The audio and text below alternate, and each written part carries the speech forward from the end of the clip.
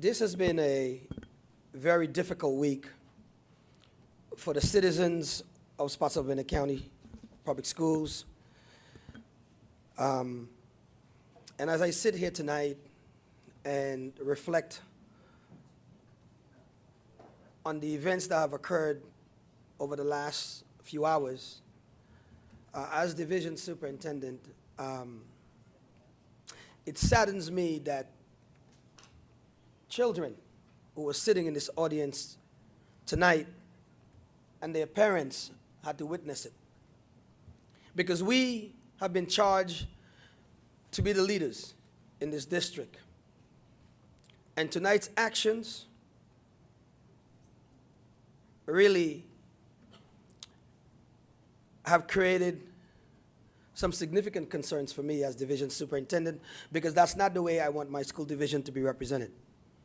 And I think it's important that before I move to my regular comments, that I let the public know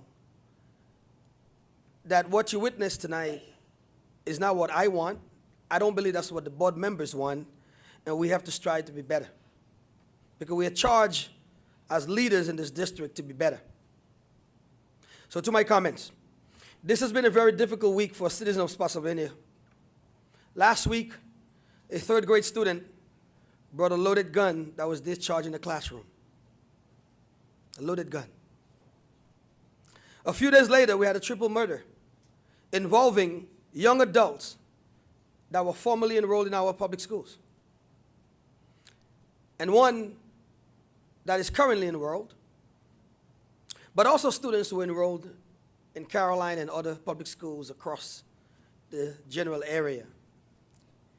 This incident has brought fear and distress and elevates safety and security concerns in our district. I want to thank the teacher, and I wanted to come here tonight to speak to the citizens because I want to thank the teacher. I want to thank the third grade team. I want to thank the students in the classroom, the administrative team, and any other staff, our school resource officer, for keeping our children safe. I also want to thank the parents of Lee Hill community for their collaboration with the school and the school staff to ensure that we could execute our safety protocols swiftly and orderly. I want to thank all the parents who emailed me from Lee Hill who shared how proud they were of their school for the way they handled the matter. Those folks are commended for their efforts. And I also want to thank also the parents who didn't send me the so positive messages. Because it is because of your criticism and your feedback that we can only get better. And some of you have given us some great ideas of what we can do to be better. 2 days later, we had a similar situation in Charles County, Maryland, with a 9-year-old bringing a gun that discharged in school. It's not just Spotsylvania County School. Don't let them fool you.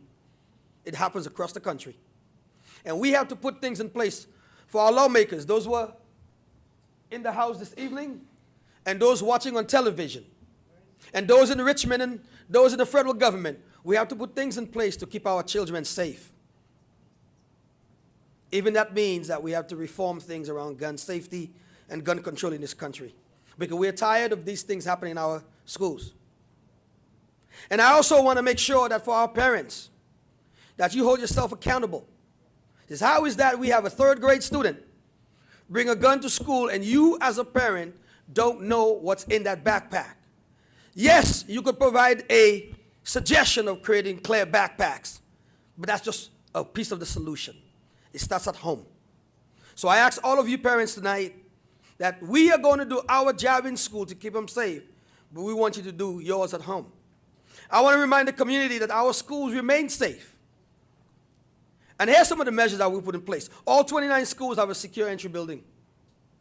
Lee Hill, where we had the incident, and Salem were the last two that was finished right during the Christmas break. We have Lightspeed we've implemented. We've developed and launched anonymous tip line for parents to tell us what's going on in our schools.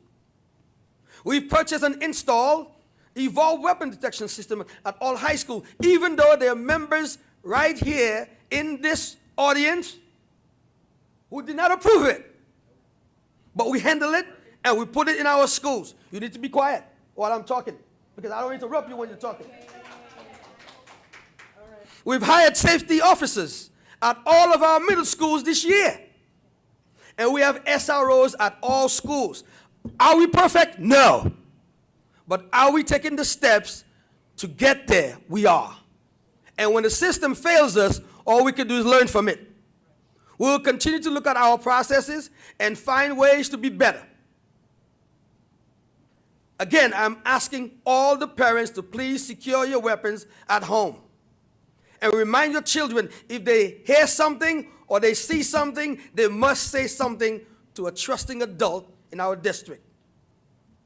Regarding the mass shooting in our community, several school divisions are affected. On Thursday, all of the superintendents from Caroline to Stafford County to King George to Fredericksburg, we're going to meet here to talk about it, about what we can do as leaders in this area to keep our children safe, because they go from one school to another. I got to thank the Sheriff's Department for their tireless work throughout the course of the night to get every single one of those kids off the streets. Your bravery and, most importantly, your commitment to your work allow our citizens to feel safer, even though we know we have families in the community that are still picking up the pieces, from the neighbors and also to the parents who lost their children. Let's not forget about the lives that were lost. We have 3 children. Those families are torn apart. We have to keep those parents, despite of their children's actions, we have to keep them in our prayers as we find a path moving forward. This weekend I had an opportunity to attend the funeral services of Danny Sumner, 6-year-old student who died. Danny was dad, but 6-year-old student Donovan, who was a student at City Forest. What a beautiful ceremony. What a beautiful going away ceremony that I was able to be part of. And I want to say to his wife, Madeline, and their 2-year-old son, Danilo, Spotsylvania County Public Schools, we're here to support you. And lastly, on the consent agenda, it is actually a perfect evening for it when we talk about mental health services for kids. This is the second year of a grant where we are putting things in place to support kids socially and emotionally in K-12. From licenses for In Control at the middle school to SEL programs Can Do at the high school. The grant covers 17 kits for Kelso's Choice for Tier 1 SEL support for elementary kids. We have licenses for zones of regulation. We are putting things in place in this district to make sure we care for kids' mental health. We know children are suffering, and so are my teachers too. So are my adults. But we plow through. And to witness what I witnessed tonight is a slap in the face for the people who are doing the work. It's a slap in the face. So as we move forward, I certainly hope that we all can reflect on what happened this evening, and we could disagree, but let's do it professionally. Madam Chair, this concludes my comments.